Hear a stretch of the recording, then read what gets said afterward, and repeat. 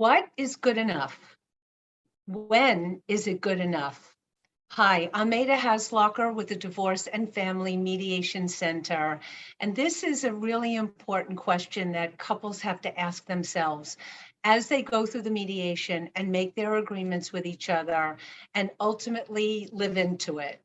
One of my favorite quotes from a movie is from True Grit. That movie is about 14-year-old Mattie Ross, who leaves her farm to go after her father's killer and to find somebody who's going to help her do it. When she gets into town, she stays at a boarding house overnight. And she's sitting at the boarding house table with a bunch of ruffians who are staying there.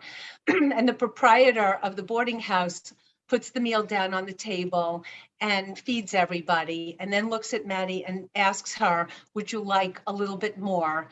To which Mattie Ross replies, no, thank you, I've had enough. And enough is as good as a feast.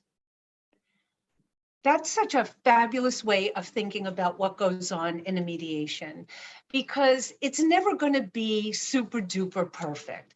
I always tell my clients perfect is they never had to show up in my office. But now we really have to think about all of the things that they weren't even thinking about the children and the parenting and equitable distribution of the assets and debts and the marital home and what is going to happen with it. And they're making decisions not only now, but things that are going to impact their future. And at the end of the day, they have to feel that what they did was good enough, that it was good enough and they can live with it. And that, I think, is really important. And it's a very subjective thing. What's good enough for me is different for somebody else.